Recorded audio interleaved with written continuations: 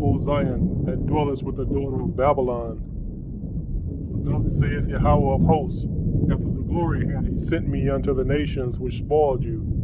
For he that toucheth you toucheth the apple of his eye.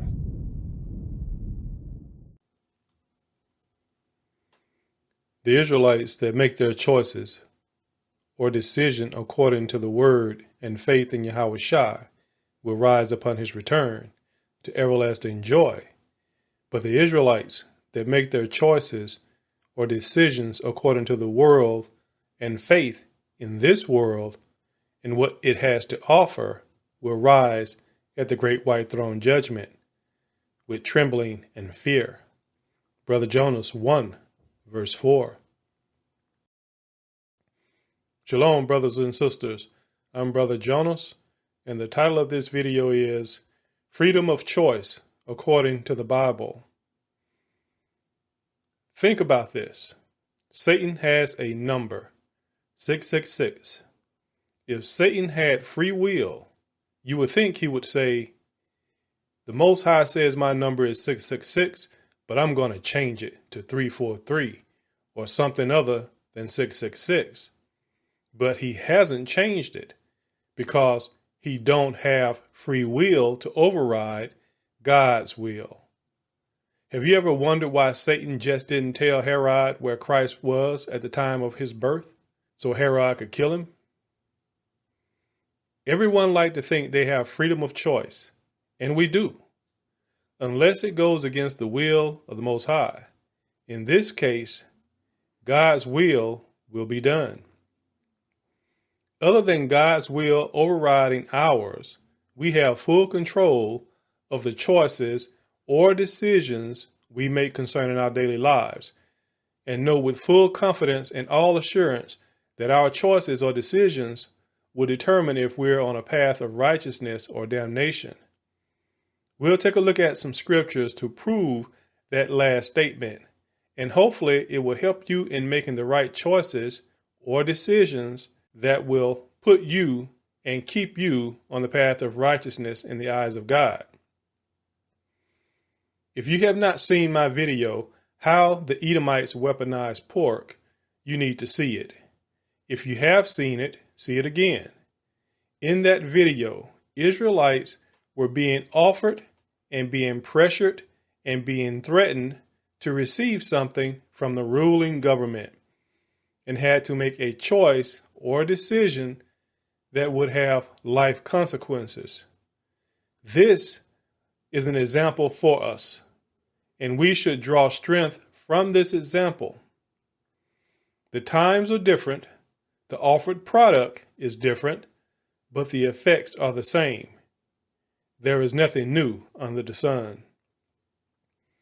When you understand this, then you understand that the Most High rules in the kingdom of men, and all the angels, good spirits and evil spirits, require permission from the Most High before they can affect the kingdom of man.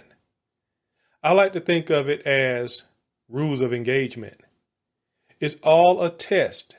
It's about who is worthy to receive eternal life and who is unworthy and will receive eternal damnation with pain and torment. Final exam is here. And not only the Israelites, but all people of this world are taking part in this. Let's take a quick look at the definition of choice and decision. Definition of choice. 1. The act of choosing. Selection, finding it hard to make a choice. Number 2, power of choosing. Option, you have no choice. See that word power. There's power in your choice, and that power you choose or decide will determine many things. Now let's look at the definition of decision. 1A, the act or process of deciding. The moment of decision has come. And yes, it has come. B, a determination arrived at after consideration. So a determination arrived after consideration. Just like in my video, how the Edomites weaponized pork, the Israelites in that had made a consideration and determined what they were going to do. Definition number 2, a report of a conclusion. So now we see the definition of choice and decision. So many of you already know what a choice is and know what a decision is. But what most of us don't realize when we do these things on a daily basis is the power of those choices and decisions, the effects of those choices and decisions that they're going to have on our lives. The first and biggest choice or decision made in the history of man, the decision to disobey God. Genesis 2, verse 16. And Yahweh the Most High commanded the man, saying, of every tree of the garden thou mayest freely eat, but of the tree of the knowledge of good and evil thou shalt not eat of it, for in the day that thou eatest thereof thou shalt surely die. A choice was given to man and then to the woman after she was made from man. Now, the woman being the weakest vessel, Satan, through the serpent, guided Eve's choice. This is like media today. He helped her in her decision to disobey the Most High.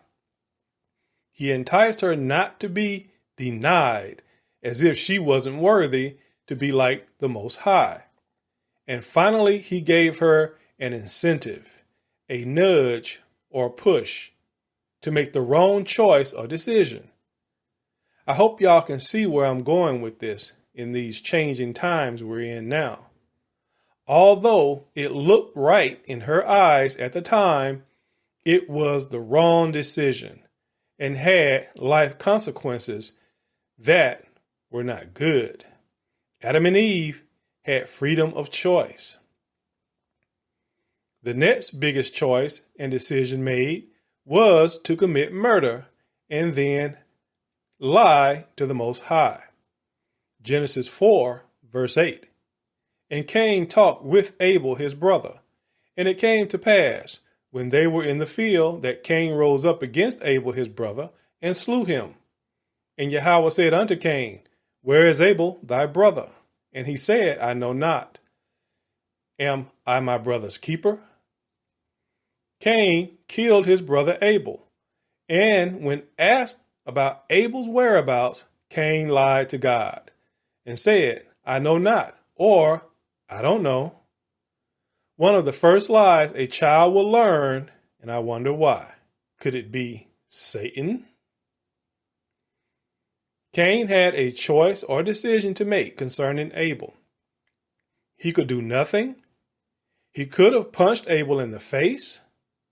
He could have asked Abel to help him do better. But he chose to kill Abel. And that choice or decision had life consequences that were not good for Cain and his descendants. Cain had freedom of choice. The next choice or decision we'll look at is Ham's choice or decision to not honor his father and mother. Genesis 9, verse 20. And Noah began to be an husbandman, and he planted a vineyard, and he drank of the wine, and was drunken, and he was uncovered within his tent. So Noah got drunk in his own tent. He wasn't drinking and driving a camel. He was naked because it was hot, or he had laid with his wife, or just because he could be naked in his tent. He was in the privacy of his tent. Verse 22. And Ham, the father of Canaan, saw the nakedness of his father and told his two brethren without. Ham made a choice or decision to dishonor his father and mother by entering their tent without permission, and doing so saw his father naked. The wife was either covered up or she was not in the tent at the time. Verse 23. And Shem and Japheth took a garment and laid it upon both their shoulders, and went backward and covered the nakedness of their father. And their faces were backward, and they saw not their father's nakedness. Shem and Japheth understood they were not to look at their father being naked, and walked backwards to cover Noah. Good choice or decision they made. Verse 24. And Noah awoke from his wine and knew what his younger son had done unto him. Now, Ham didn't touch his father or mother if she was there. That's false Christian BS. Noah knew Ham violated his privacy, saw him naked, and ran and told others. That was wrong of Ham to do. What would happen to a regular Levi priest if he went into the holiest of all, the second tabernacle? He would die. But this is on a different level, and understand that the words of the righteous have power with the Most High. Understand that the words of the righteous have power with the Most High. Verse 25. And he said, Cursed be Canaan. Not Ham, as Christianity would have you believe. Cursed be Canaan, a servant of servants shall he be unto his brethren. Noah cursed Ham's son, Canaan, and Canaan's descendants, saying, A servant of servants shall he be unto his brethren, or his brothers. Verse 26. And he said, Blessed be Yahweh, the Most High of Shem, and Canaan shall be his servant. Canaan would be servants to Shem's descendants. Verse 27. The Most High shall enlarge Japheth, and he shall dwell in the tents of Shem, and Canaan shall be his servant. Canaan would also serve the descendants of Japheth when Japheth is enlarged and live in the places of Shem's descendants. Ham's choice or decision to dishonor his father and mother by entering their tent without permission had life consequences for his descendants, just as Esau selling his birthright had life consequences for his descendants. We have the free will to do good or evil. There is no middle ground. There is no white lie or black lie. There is simply a lie or truth. And we have a choice or decision to make from time to time as we live and are tested. The next choice or decision we'll look at is to covet something that is pretty to the eye. Genesis 11, verse 31. And Terah took Abram his son, and Lot the son of Haran his son's son, and Sarai his daughter-in-law, his son Abram's wife. And they went forth with them from Ur of the Chaldees to go into the land of Canaan. And they came unto Haran and dwelt there. So they all left the land of Ur of the Chaldees to go to the land of Canaan. Abram's father died, and the Most High said, Genesis 12, verse 1, Now Yahweh has said unto Abram, Get thee out of thy country, and from thy kindred, and from thy father's house, unto a land that I will show thee. The Most High told Abram to leave where he was and go where I show you.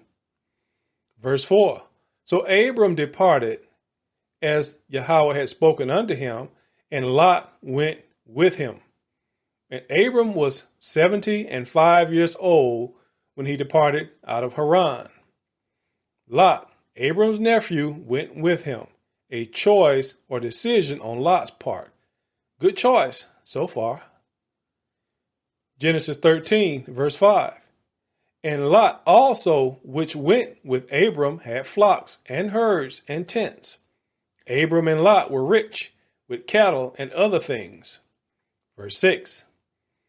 And the land was not able to bear them. They both had so much cattle that there was not enough grazing land for them to remain together, that they might dwell together. for their substance was great. They were rich, so that they could not dwell together. So now it was a choice or decision time again for Lot. But Lot would make his choice or decision with his eyes. He will covet that which looked good and not trust the Most High. Was it God's will? Verse 9. Is not the whole land before thee? Separate thyself, I pray thee, from me. If thou wilt take the left hand, then I will go to the right. Or if thou depart to the right hand, then I will go to the left. This is what Abraham told Lot. So Abraham was giving Lot a choice. He was letting Lot make the decision. You go one way, where the land looks real good, or you go the other way, where the land don't look as good. Now, Abraham trusted the Most High. So he gave Lot the choice, because it didn't matter which way Abraham went. Abraham knew the Most High was going to take care of him. Free will or God's will. Abram is giving Lot a choice. Take the land on the left, which doesn't look that good. Or take the land on the right, which looked real good. Verse 10. And Lot lifted up his eyes and beheld all the plain of Jordan, that it was well watered everywhere, before Yahweh destroyed Sodom and Gomorrah. Now it's a dump. Even as the garden of Yahweh, like the land of Egypt, as thou comest unto Zoar. The plain of Jordan looked almost like the Garden of Eden. Lot was drooling, I'm sure. So you see, if you look at those lands today, they're dead zones. But prior to their destruction, it was like the Garden of Eden. So we see the power of the Most High, and he can change things in an instant. Verse 11. Then Lot chose him all the plain of Jordan, and Lot journeyed east, and they separated themselves the one from the other. Abram dwelled in the land of Canaan, and Lot dwelled in the cities of the plain, and pitched his tent toward Sodom. So Lot picked the land that wasn't the land of Canaan, and then Abraham took the land of Canaan. And we know the land of Canaan is where the Most High wanted Abraham to go anyway. So I ask you again, was that God's will? So the place Abram went to was not as great as Lot's choice, but Abram trusted the Most High to sustain him wherever he went. Lot coveted the cities and the beautiful plains. And we know how that choice and decision worked out for him and his family. Again, did Lot have free will, or did God, nudge him a little bit to the plains of Jordan? I personally think the Most High's will was done, and not Lot's will. The Most High simply allowed Lot's nature to covet the best looking to validate Lot's decision, when it didn't matter to Abram. Things the world may offer you will seem good, seem right, but you have to ask yourselves, why are they offering this to me? If I do this, or do that, or take this, or take that from them, what are the life consequences of my choices or decisions? Some choices or decisions we make cannot be changed ever. So we must be very careful, weigh things in the balance, look for hidden deceptions that could have eternal consequences for our life. The next choice or decision we'll look at is to covet also, and to dishonor your father and mother. Genesis 35, verse 22. And it came to pass, when Israel dwelt in the land, that Reuben went and lay with Bilhah, his father's concubine. And Israel heard it. Now the sons of Jacob were 12. The firstborn son of Jacob, Reuben, made a choice or decision that would have life consequences for him and his descendants. Reuben had sex with his father's wife, or concubine, which is his stepmother. He coveted. He dishonored his father, and it cost him the right of the firstborn. Verse 23, the sons of Leah, Reuben, Jacob's firstborn, and Simeon, and Levi, and Judah, and Issachar, and Zebulun.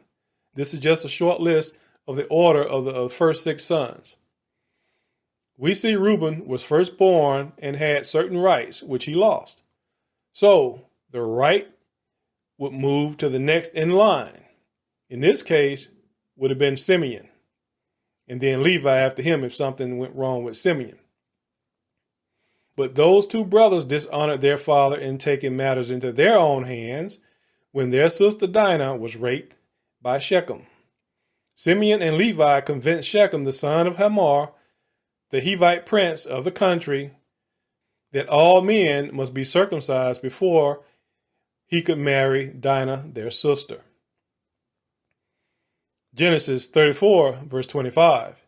And it came to pass on the 3rd day, when they were sore from having the circumcision, that 2 of the sons of Jacob, Simeon and Levi, Dinah's brethren, took each man his sword, they got their swords, and came upon the city boldly, and slew all the males. And they slew Hamor and Shechem his son with the edge of the sword, and took Dinah out of Shechem's house, and went out. The choice or decision of Simeon and Levi to kill many and the prince of the land without their father Jacob knowing was dangerous. Verse 30, and Jacob said to Simeon and Levi, Ye have troubled me to make me to stink among the inhabitants of the land, among the Canaanites and the Perizzites, and I being few in number, they shall gather themselves together against me and slay me, and I shall be destroyed, I and my house. The choice or decision of Simeon and Levi could have gotten them all killed. Their dishonor and disrespect of their father tarnished his relationship with the other nations also. Reuben, Simeon, and Levi will be passed over as the firstborn birthright for the choices they made, and Judah will be the head tribe with firstborn rights. Genesis 49, verse 3. Reuben, thou art my firstborn, my might, and the beginning of my strength, the excellency of dignity, and the excellency of power. This is the blessing that Jacob gave his sons. He gave all of his sons blessings before he died. And this is the blessing that he has given to Reuben. Reuben was the best tribe, but his choices or decisions got him booted down because he dishonored his father. Reuben was no longer at the top. Verse 4, unstable as water, thou shalt not excel, because thou wentest up to thy father's bed. Then defilest thou it. He went up to my couch. The tribe of Reuben will not excel. Verse 5, Simeon and Levi are brethren. Instruments of cruelty are in their habitations. O my soul, come not thou into their secret, unto their assembly, my honor, be not thou united. For in their anger they slew a man, and in their self-will they dig down a wall. So Jacob would not pass on that firstborn right to Simeon or Levi. Jacob would not lay his honor with Simeon and Levi because they dishonored him. Verse 7, cursed be their anger, for it was fierce, and their wrath, for it was cruel. I will divide them in Jacob and scatter them in Israel. Part of their punishment would be to be passed over for the firstborn rights, and to be divided in Jacob and scattered in Israel. Verse 8, Judah, thou art he whom thy brethren shall praise. Thy hand shall be in the neck of thy enemies. Thy father's children shall bow down before thee. Judah is now the head tribe because of choices or decisions that Reuben, Simeon, and Levi made. They made life-changing decisions that had serious consequences concerning their status in the whole house of Israel. You see, the Most High allows most of us to make the choices or decisions that will direct the path of our souls to something good or to something bad. If implies having a choice or decision to make. So, by listening or not listening to the Most High, those decisions or choices will set the appropriate course for our souls. It is very important to Satan. Pay attention here. It is very important to Satan that we willingly accept him by making the wrong choices or decisions in life, especially in these last days, because he ultimately wants us to accept willingly the mark of the beast, etc. With witchcraft, we are being programmed to do just that. And I mean witchcraft of media. We are being programmed to accept what he offers. Someone says, you need this or must have that. And we choose, okay, or we decide to go along. It's going to be on you in the end. Remember that. You're not going to be able to point the finger when you stand before the Most High. You're not going to be able to say, my pastor told me this, or I was trusting this. Your choice, your decision, your consequences. Deuteronomy 28, verse 1. And it shall come to pass, if thou shalt hearken diligently unto the voice of Yahweh thy Elohim, to observe and to do all his commandments, which I command thee this day, that Yahweh thy Elohim will set thee on high above all nations of the earth. Deuteronomy 28, verse 15. But it shall come to pass, if thou wilt not hearken unto the voice of Yahweh thy Elohim, to observe to do all his commandments and his statutes, which I command thee this day, that all these curses shall come upon thee and overtake thee. A choice or decision to listen to God or not to listen to God. So far, we have not listened to God. How have not listening to God worked out for us? And if we continue with that bad choice of not listening to God, it will have everlasting negative consequences for our souls. Some do not have free will as it pertains to certain events that must take place. Satan, Judas Iscariot, Jonah, John the Baptist, Stephen, Paul, all of the prophets when you really think about it, and even Christ. The free will of these characters and all of man cannot detract from God's will. You may say you have control of your will and that you can pick your nose right now and take it to your mouth like the kid in Caddyshack. In the grand scheme of things, that has nothing to do with God's will. So, you made a free will choice. Or did you? The Israelites that make their choices or decision according to the word and faith in Yahweh Shai will rise upon his return to everlasting joy. But the Israelites that make their choices or decisions according to the world and faith in this world and what it has to offer will rise at the great white throne judgment with trembling and fear. Brother Jonas 1, verse 4. Freedom of choice is ours to make as long as it doesn't interfere with God's will or plan for his people and the world. We need to be good custodians of decision making because our eternal souls depend on it. And eternity is a long time to either be in the kingdom of heaven or the lake of fire. We have free will outside of God's will. Tick tock, the time is getting short. Open your eyes and your ears and make the right choices. Repent. Step away from the world and what it has to offer. You know what I'm talking about. Peace, Israel.